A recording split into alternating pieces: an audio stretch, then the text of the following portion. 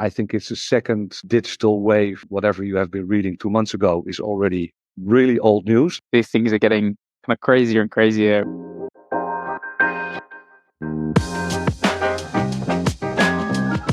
Welcome back to another episode in continuing our theme with our CRO, CCO interview series. Today, we have another fantastic leader in the hot seat, and we're continuing to dive deep into the topic of productivity and how to really build productive and resilient teams in today's market. There's been some amazing insights shared by guests so far in recent weeks. Today's guest is another experienced leader who has decades of experience leading commercial teams at global organizations. Today's guest is joining us from Amsterdam. He is Bas Seelen, who is the Chief Commercial Officer at Azerion. Bas, a huge welcome onto the show. Thank you so much, Matt. Looking forward to our conversation. Likewise. Bas, for those who haven't yet connected with yourself, and the place we always like to start before we jump into today's theme is just a quick introduction, your journey into leadership and how did you end up as Chief Commercial Officer at Azerion? I've been in the industry since last century, which I always like to say because that really emphasizes the fact that I've been here for a while. I've been between different firms. I've been either running my own company or was running teams for global companies. I set up my own sales house, a data management platform. Those companies were sold to bigger listed companies in Europe. I've been working at gaming platforms about 10 years ago, which was also completely advertising related. Then I worked at several digital platforms, especially the technology side of things in the last years. And then I joined Azerion. And Azerion for me was the ultimate combination of everything that I did before. A sales house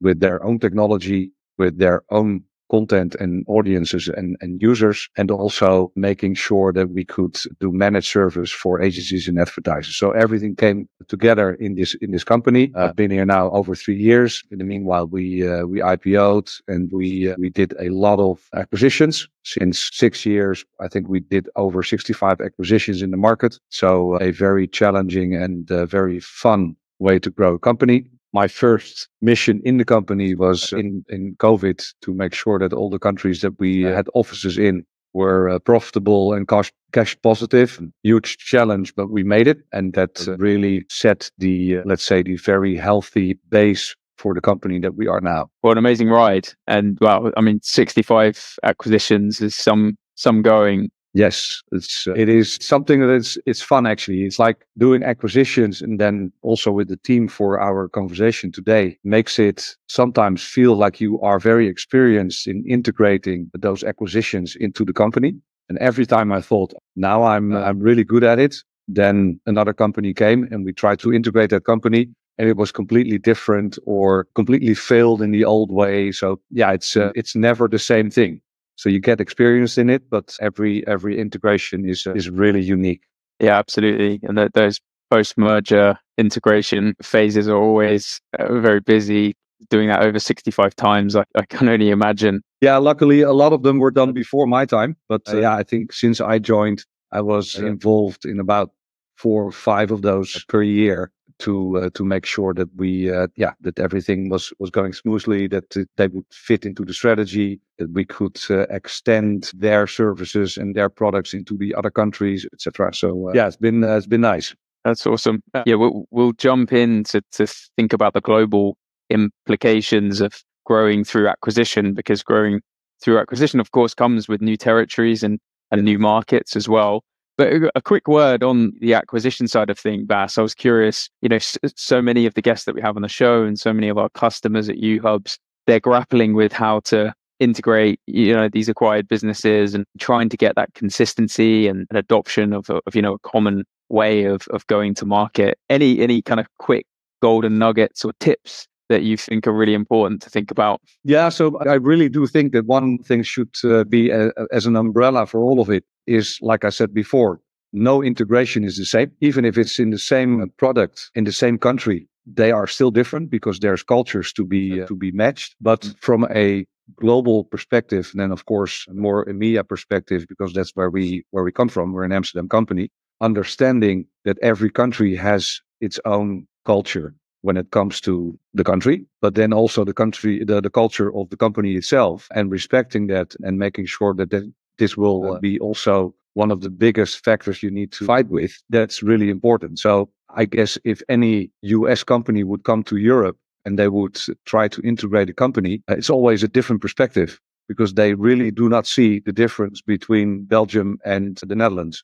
And of course, on the map, there is almost no difference because it's too small to point out for them. But make no mistake, there's a lot of similarities, but there's also a huge load of differences between the two. And then you can only imagine how this goes from north to south. We go from Norway to Spain, and this is in my weekly sales call I have with my commercial directors, is always the way I go. I always start up north. Yeah, the differences are very, very obvious. It never fails to amaze me just how diverse the culture is in Europe, like mainland Europe, and the needs of a go-to-market commercial team and in France are completely different culturally. Yeah, absolutely. Yeah, it's fascinating. Let's talk about the global organization you're leading, Bas. It's one of the big themes we're hearing from the market at the moment is perhaps 12, 18 months, a little bit more focus on core markets when things have been a bit more challenging. But when you're trying to run a global operation, give us a sense of the types of challenges of trying to get everyone collaborating and operating as a unified team.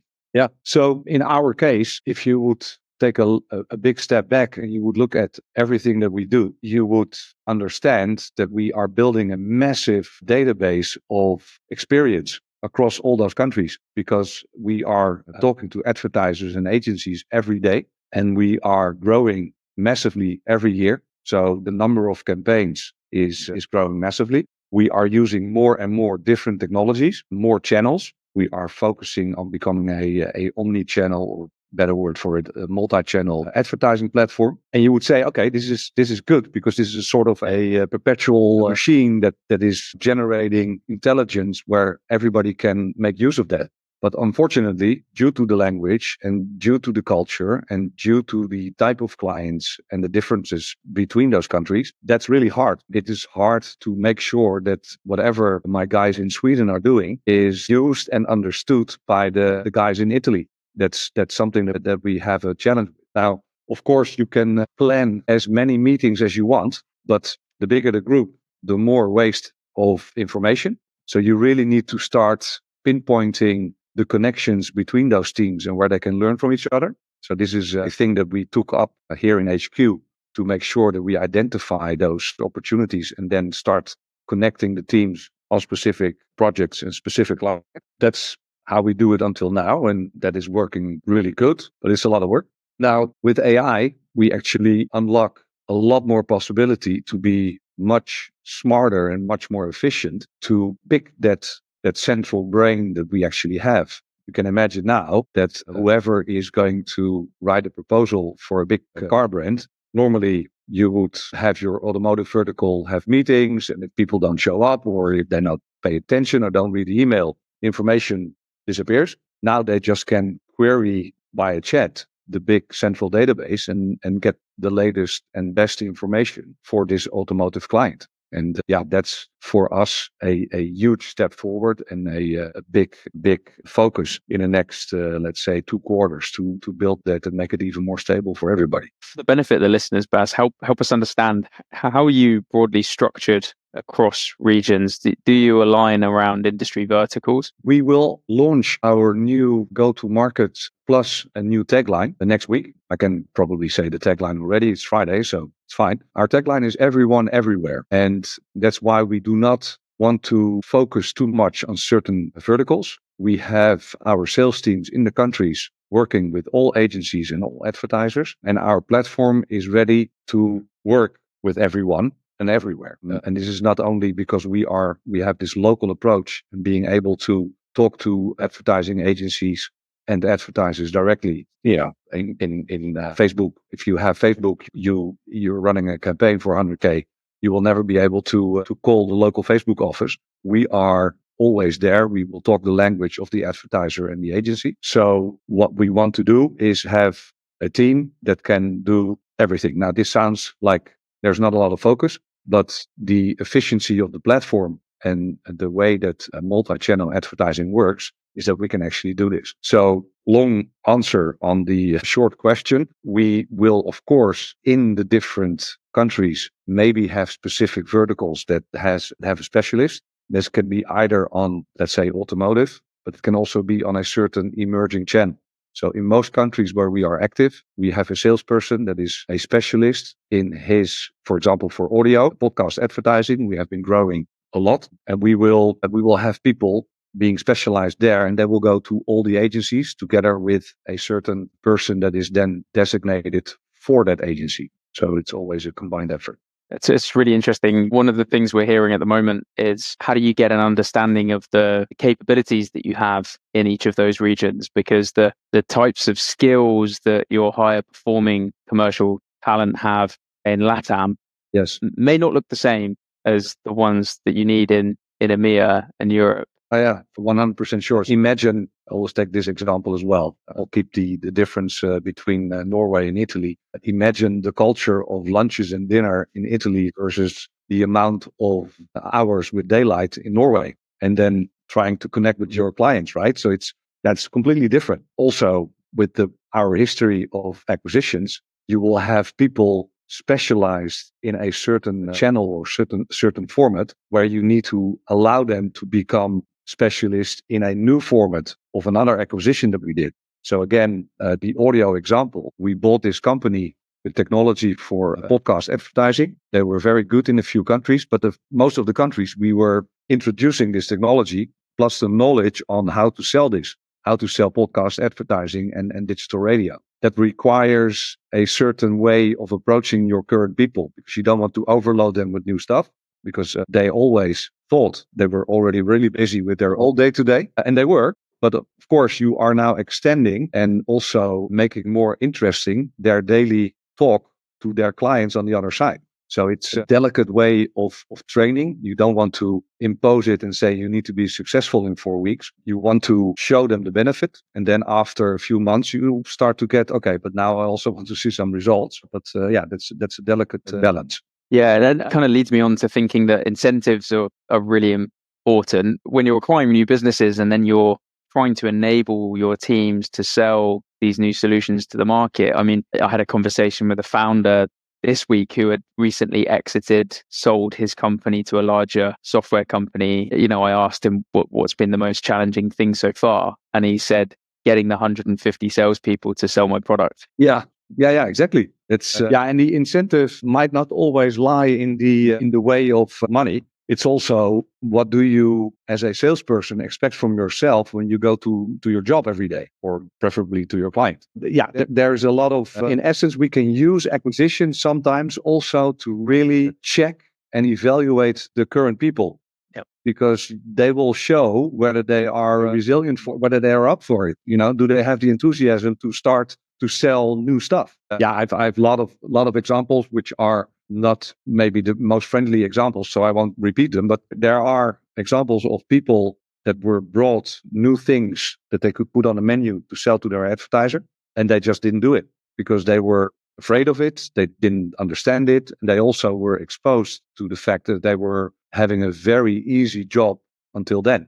You know, it was, you're not a sales guy, but you are more a project manager or an inbound RFI taker. And that's of course in our way of working, because we are so volatile and we're so dynamic. That is a constant factor of people being recognized for value or not. You gave a great example of, you know, global collaboration with that content example. So, you know, the ability for AI now, you can query and find a resource that's been used anywhere by the global team. Let's say you've got a pocket of really high performing talent in LATAM, and you want to understand what it is that they're doing that's working so well, and then you want to try and bring some of those learnings into your European business. How do you think about going on that journey to understand what it is that they're doing that's working, and then be bringing it across the organization? Yeah, so there's the start of that is, how advanced is a market? And I don't want to put a let's say quality sticker on any specific region, but you can say that some markets are relatively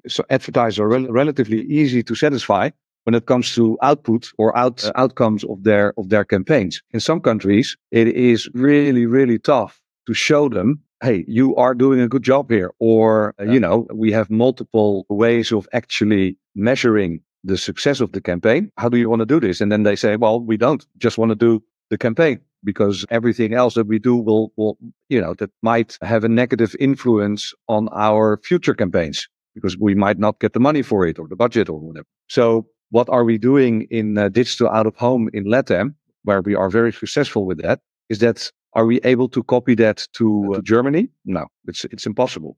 It's a completely different way of that cities are built. Digital out of home screens are set up. Again, it's much more different from London, for example. If you go into the subway, you will see all those screens. Well, there's hardly any country, maybe New York, that has the same density of those screens. So it's really hard to replicate. The higher level of how people are interacting with brand and how do they recognize that stuff we can for sure share from the LATAM experience to let's say Germany. But again, this really it needs us from HQ to make sure that we connect those dots for them.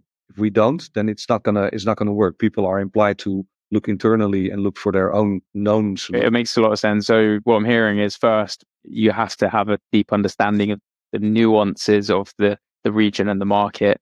And then secondly, you have to take a macro view because the regions aren't going to come up with those ideas themselves and say, oh, this would be a great idea for the German team. Exactly. Yeah, it's that. And it's just the sheer difference of media consumption as well. I mean, also there's so much difference between those countries. It's amazing still. Again, with AI, we will be able to make that more the same or understand the overlaps.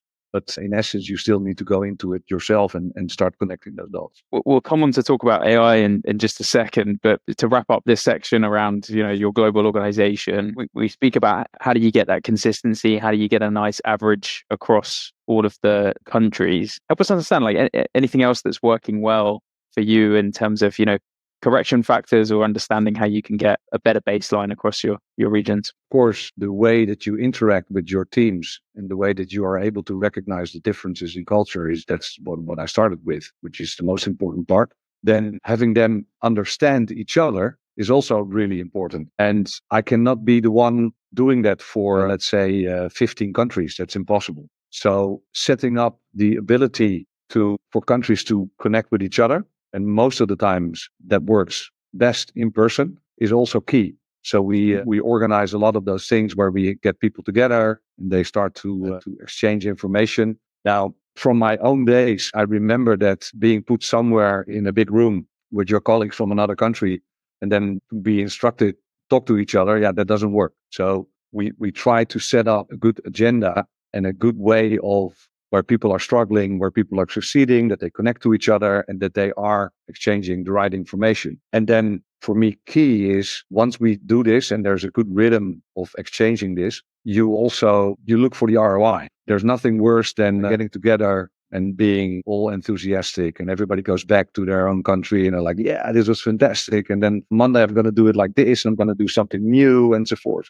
But if nobody follows up, then in the end that will fall flat and then nothing happens again. So we try to do it like this as well. Make sure that we follow up on everything that we talk about and allow people to also fail. I mean, it will not always work with a certain advertising format or channel in another country. And that, if you try it in the right way, then in the end, it will not be the fault of the local team. It can also be the country or competitor situation or something else that will hold them back. And we are as a company, our culture is very entrepreneurial. We are very output driven, but we are also very local. And therefore, we will not try to do things that are impossible. That's not in our nature. Also, because in the end, we are not the old-fashioned, let's say, startup mentality of 20 years ago. Profitability is always key. So we will do this also almost monthly. We will look at, okay, what's going well, what's not going well.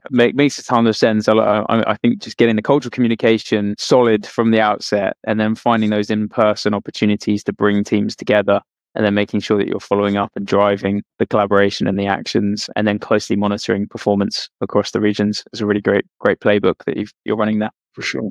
We've spoken about AI a couple of times, Bas, and I had one CRO turn around to me last week and say, Matt, we're only in January and I've already got AI fatigue. So yeah, I will go back to when I was still a student.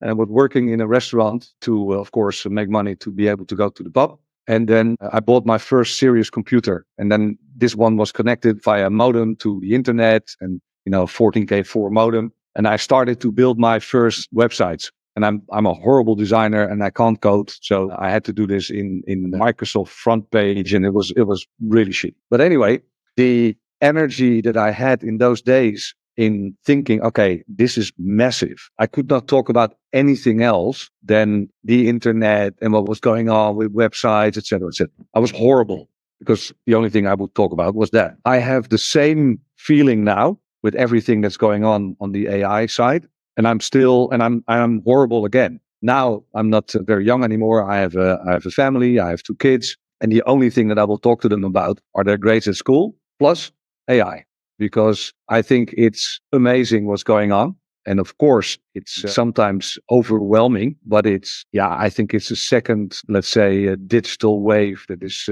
coming over us. Everybody that says, I know what will happen, I don't believe, because you can't, because whatever you have been reading 2 months ago is already really old news, like years old news. But staying updated and staying connected is pretty tough. I can relate a little bit, but still I am overexcited on what's going on. So you and I are recording this at the beginning of February 2025. It feels, from my perspective anyway, every week these things are getting kind of crazier and crazier, and the pace of change is wild. Help us understand what practical use cases are working for you so far when it comes to AI. You mentioned obviously the content searchability and collaboration around content. Yeah. What other use cases are you seeing practically working? What I'm doing now myself is building those use cases and trying to test them and then give them to the team to roll out in the countries. And there's a few of them. So how can I stay up to date with, let's say, one of the bigger agencies in the world? What's going on? And then, of course, you could always read your trade press, maybe from a few countries. But now I'm able to do research to get a proper summary of that research on a daily basis. And I can also distribute that across the different regions where we are active. So sometimes it really doesn't make any sense to know that UK agency won a certain client that could become our client, because for LATAM it doesn't really make sense. But the way I've set it up and the way that I can gather information and make sure that it is interpreted in the right way, that's amazing. So setting that stuff up is really, really good. Then the second thing is doing research. How is the market developing? And then I'm not talking about for our sake on the advertising market, but of course also macroeconomics. In essence, you can say advertising spend always follows or is a little bit earlier than the latest macroeconomic reports you would see in any country. As soon as a company goes a little bad, first thing they cut, marketing budget, except the smart ones, because they know they should be anti-cyclic advertising, but okay. So those are the things that I can now have on my screen in a very structured way, and I can offer it to my team without asking them to translate it. Those kind of things are going to help massively. So some really good use cases there. The translation piece is just hugely valuable for global organizations as we're seeing it. And it feels like last year there was quite a bit of experimentation around headcount efficiency and trying to actually automate a large part of the salesperson's role. I think the shift we're seeing in 2025 is actually, okay, that's not perhaps the best way to go. Augmenting what the salespeople are already doing and making them more efficient is where the real valuable use cases are. Yeah, so for me, it's also 2 pieces of the puzzle sticking together. So, of course, it's easy from our side to understand that our salespeople will become more efficient due to AI, due to the things that I just discussed. And there will be much more of those things coming up. They will be faster and they will be better in replying RFIs. There's all kinds of things that will be better, but that's all on our side.